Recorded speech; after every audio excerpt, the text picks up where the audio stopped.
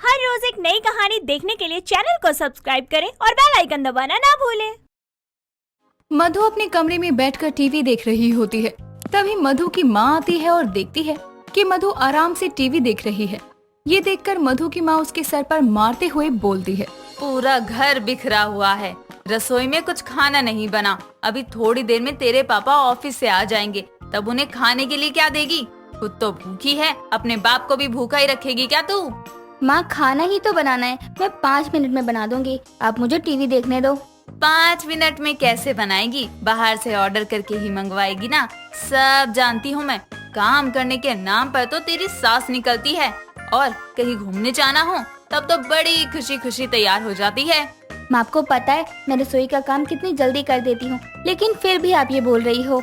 चल, इसी बात पे पहले तू रसोई साफ कर, मैं बाहर का सब साफ करती हूँ।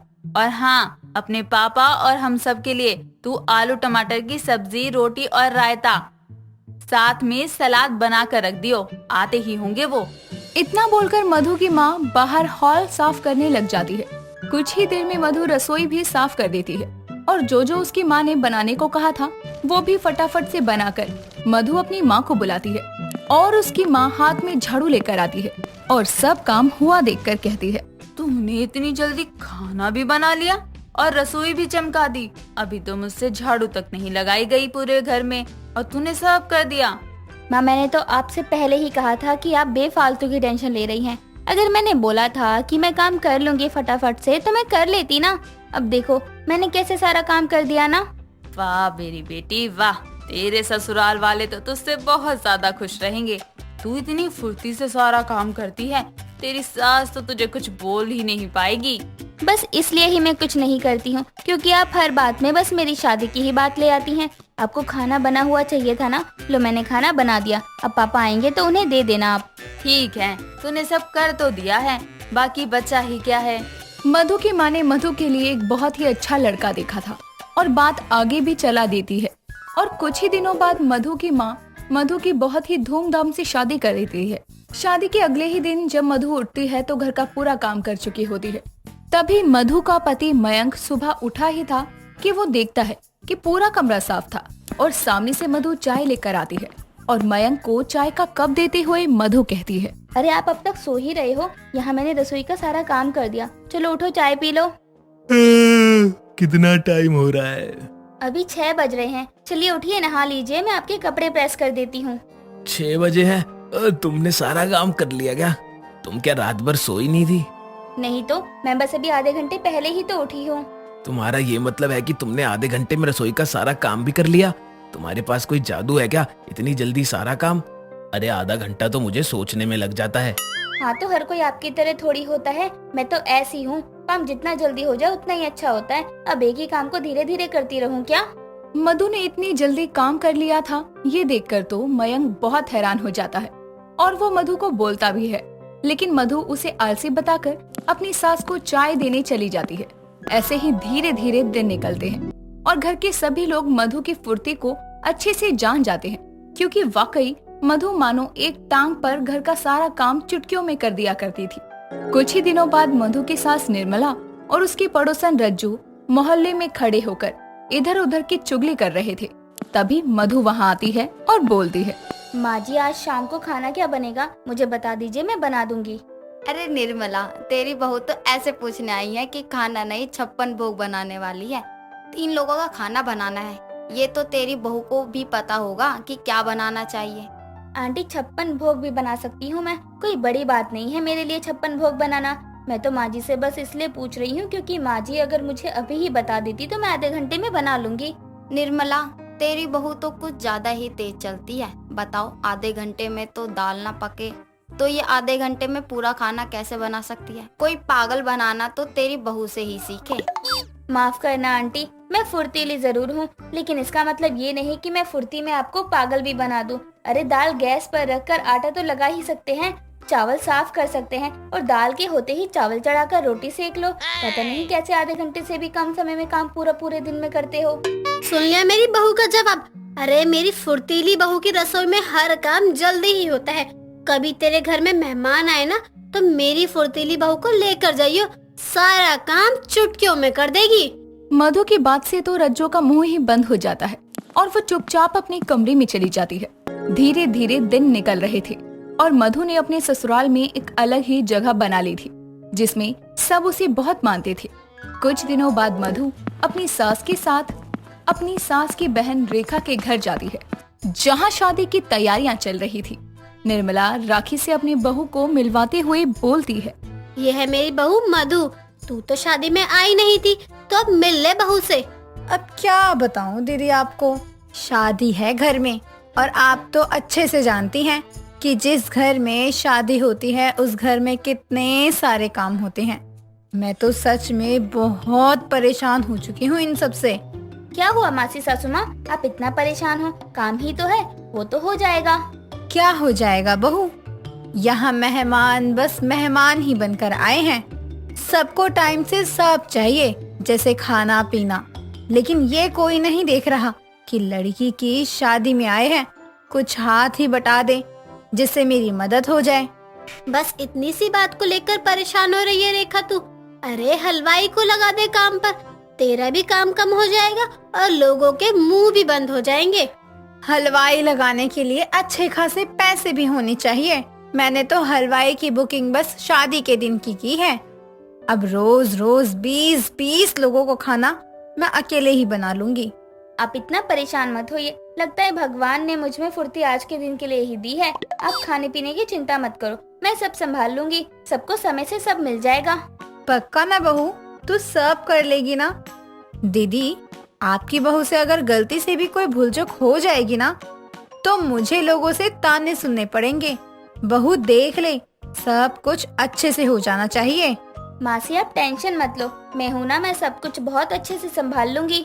मधु रसोई का काम बहुत ही अच्छे से संभाल लेती है और ये सब देखकर वहाँ सभी लोग मधु की बहुत तारीफ करते हैं। कुछ दिनों बाद रेखा की बेटी की शादी हो जाती है और धीरे धीरे सब मेहमान चले जाते हैं, लेकिन मधु को अचानक से चक्कर आ जाते हैं और वो गिर जाती है। तभी रेखा और निर्मला उसे बेड पर लेटाती हैं और रेखा कहती है, आज बहू की फुर्तीली रसोई की वजह से ही सब कुछ इतने अच्छे से हुआ है। बहू, तूने इतने दिनों में इतना सारा काम किया है और सब कुछ इतने अच्छे से संभाला है कि तेरी तबीयत ही खराब हो गई है। हाँ बहू, हमें तेरी फुर्ती कितनी ज्यादा है ये अच्छे से पता चल गया, लेकिन अब यही फुर्ती तेरे ऊपर भारी पड़ गई। अब बहू तू कुछ दिनों तक आराम कर। हाँ, दीदी सही बोल रही है और दीदी आपकी बहू को मानना पड़ेगा, इसने इतनी आसानी से सब कुछ संभाल लिया। अब ये कुछ दिन यही रहेगी और मैं इसकी सेवा करूंगी। सच में बहू की फुर्तीली रसोई में खाने का स्वाद भी अच्छा था और जल्दी भी सब बना लिया बहू ने। सब लोग मधु की बहुत तारीफ करते हैं और ये चीज निर्मला को बहुत ज्यादा अच्छी लगती है। मधु तो फुर्तीली बहू की रसोई के नाम से ही बहुत फेमस हो गई थी। सुशीला एक बहुत गरीब औरत थी जो जैसे तैसे अपना घर चला रही थी, लेकिन वो कहते हैं ना कि भगवान हमेशा गरीबों का ही इम्तिहान लेता रहता है। ऐसा ही कुछ सुशीला के साथ भी था। वो आए दिन अपनी बहू भारती की बीमारी से परेशान रहती थी। ऐसे ही एक दिन सुबह के समय सुशीला रसोई में खाना बना रही होती है।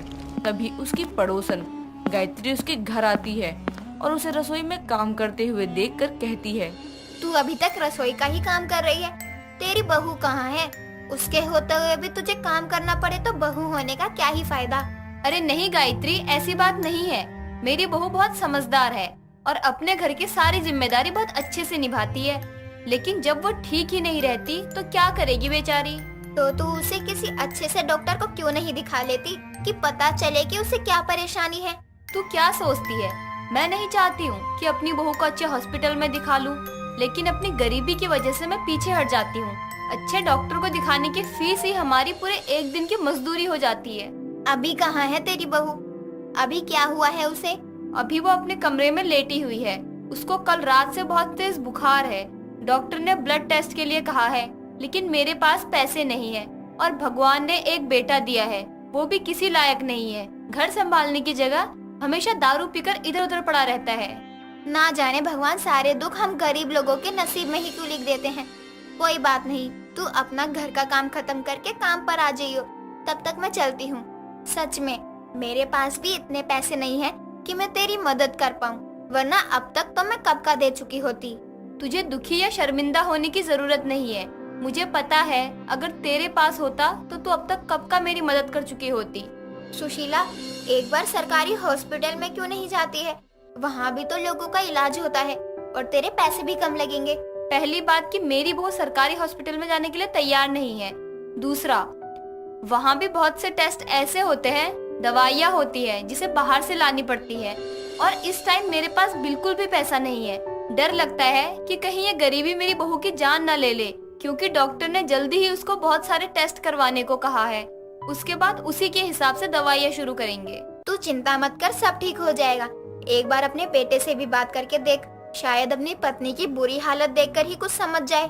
गायत्री इतना कहकर वहाँ से चली जाती है, जिसके बाद सुशीला फिर से अपने कामों में लग जाती है। कुछ समय बाद उसका बेटा रमेश नशे की हालत में घर लौट कर आता है। तभी सुशीला उसे रोकते हुए कहती है, कहाँ था तू? आज 4 दिन बाद तू घर लौट कर आया है, वो भी नशे की हालत में। आखिर कब तक तू अपनी जिम्मेदारी से भागता रहेगा? माँ, इसलिए तो मैं घर लौट कर नहीं आया, तो आते ही आप शुरू हो जाती हो। एक तो बीमार लड़की मेरे गले बांध दी, ऊपर से मुझे ही सुना रही हो। ये तू कैसी बातें कर रहा है? वो तेरी बीवी है, तेरी जिम्मेदारी बनती है उसकी तरफ। जाके उसे अच्छे हॉस्पिटल में एडमिट करवा, उसकी तबीयत ठीक नहीं है। मुझे उससे कोई मतलब नहीं, आपको जो करना है करो। वो कल मरे सो आज मर जाए, मुझे कोई फर्क नहीं पड़ता। इस गरीबी में कहाँ ले जाऊँ मैं? मेरे पास तो पैसे ही नहीं है। खुद के नशे के लिए पैसे हैं, लेकिन अपनी बीवी का इलाज करवाने के और अपने घर की जिम्मेदारियां उठाने के लिए तेरे पास पैसे नहीं है। तेरे जैसा बेटा होने से अच्छा मैं बे औलाद ही ठीक थी। अभी भी आप वही समझ लीजिए। रमेश कहकर वहाँ से चला जाता है। अपने बेटे की बात सुनकर वो बहुत दुखी हो जाती है। सुशीला को चारों तरफ केवल परेशानियां ही दिखाई दे रही थी। उसे निकलने का कोई रास्ता भी नहीं दिखाई दे रहा था। ऐसे ही समय बीतता है और समय के साथ सुशीला की बहू की हालत धीरे धीरे और खराब होती जा रही थी, जिसे देखकर वो जैसे तैसे पैसे का इंतजाम करके अपनी बहू को हॉस्पिटल लेकर जाती है और उसका टेस्ट करवाती है, जहां चेकअप के बाद डॉक्टर सुशीला से कहती है, देखिए, आपकी बहू को डेंगू हो गया है और ये बहुत ही खतरनाक बीमारी है। हमें इनका इलाज जल्दी से शुरू करना होगा। आप काउंटर पर जल्दी से पैसे जमा करा दीजिए ताकि हम उनका इलाज शुरू कर सके, क्योंकि इनकी प्लेट बहुत ज्यादा गिर गई है। डॉक्टर साहिबा, आप जल्दी से इलाज शुरू करवाइए। जितने पैसे लगेंगे सब जमा कर दूंगी, बस मेरी बहू को ठीक कर दीजिए। नहीं, आपको पहले सारे पैसे जमा करवाने होंगे, तभी हम आपकी बहू का इलाज शुरू कर सकते हैं, वरना नहीं। और अगर इससे ज्यादा प्लेटें गिर गई तो आपकी बहू को बचाना बहुत मुश्किल हो जाएगा, क्योंकि आपकी बहू का डेंगू और बिगड़ता जा रहा है, जो आगे बहुत खतरनाक हो सकता है। डॉक्टर इतना कहकर वहाँ से चली जाती है।